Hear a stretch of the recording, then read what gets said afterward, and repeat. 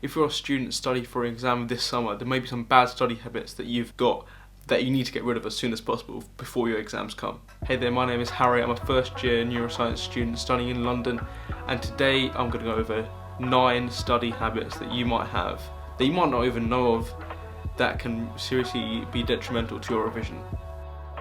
Okay, so this one loads of people do, and they think because their notes look pretty or like they're really colourful, they'll remember it better. That may work for some people, but other people might just do it just because of, it's a bit fun.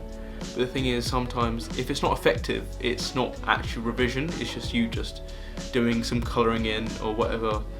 It's not like effective at all. It doesn't stay in the brain, and I would class that as more passive. Like, there's no point of your note looking really, really pretty, but none of it going into your brain. Because sure, you should have organised notes, but you shouldn't focus on the organisation and the aesthetics more than the actual content itself. So this one kind of builds off the last one. Highlighting is a very good thing, but however, you should be pairing highlighting with notes. So don't just highlight stuff. You should highlight stuff and then make notes on them, because why did you highlight in the first place? Why are you highlighting that in the first place? There must have been some sort of reason why you did that.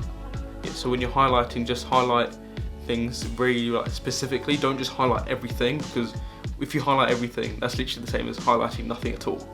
And once you highlight them, also write a little note of why you highlighted it, or maybe links to something else that you learned, so you can connect different pieces of content together to make it easier for you to learn. This one's pretty common, but there's still people that do it and they think it's fine. But reading the textbook is honestly, I think that's the lowest form of revision.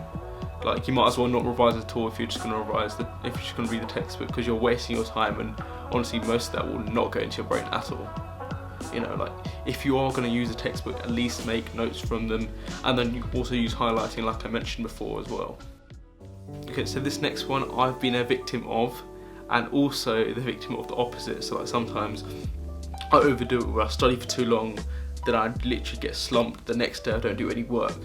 But also on the other side, I might do 1 hour of revision, then go on play PlayStation for 4 hours. So it's really, really important to balance the two and have regular short breaks. That might be a bit of exercise or just a bit of healthy food as well.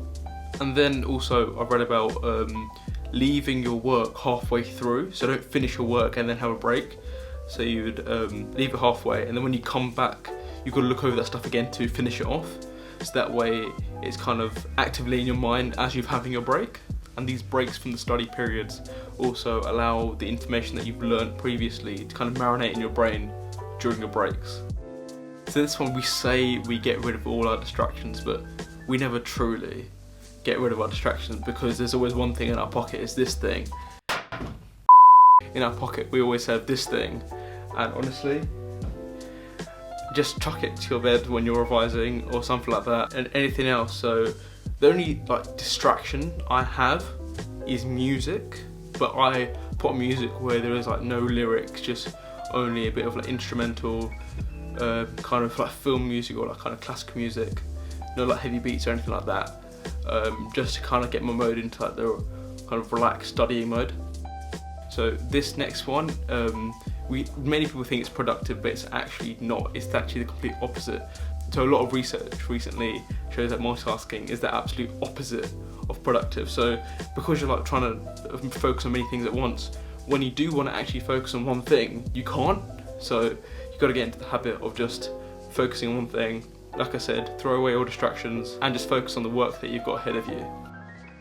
Yeah, so this one, you've done it, I've done it, everyone's done it because of this pandemic, and everyone's studying in their room. But honestly, I feel like when you're studying, you need to be in the right environment to study, and the bed isn't one of them. It's for relaxation, and you never really get into the mood of actually studying.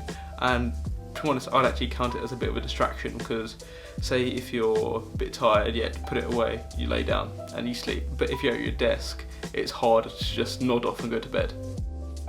Now this next one I didn't do for ages. So in secondary school, I never ever had a study plan, and I did all right, but I knew I could have done better if I had actually had a study plan and organised myself. Because when you actually go to study, if you don't have a plan, you're like, oh, what do I do today? And there's a bit of friction, and you're like, do I really want to do this work? I can't be asked for this one, I'm going to do this one, I'm going to do the easier one instead of the harder one. But if you actually plan it out, like, you know, it's already been set up for you. All you need to do is just follow the plan that you already set up before. And then also you have the benefit of actually going through all your content without missing it. So like, say if I had no plan and I pick up one topic, I just do that, I might have missed a topic before, but if you had a plan, you would probably like check off your topic off your syllabus or your to-do list.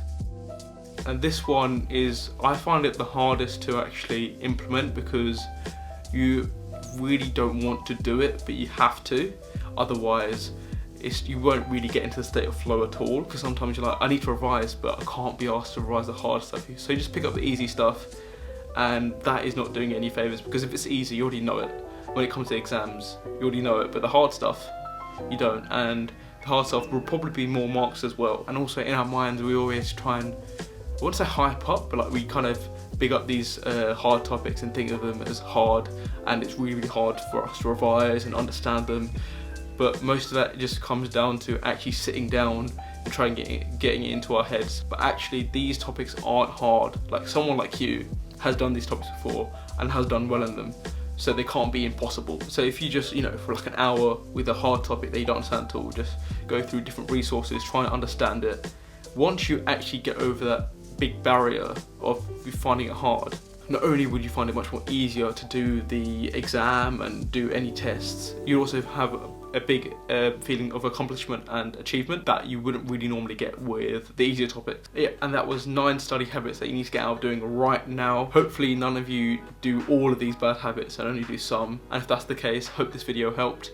And here are some more videos over here for you to watch. And thank you for watching.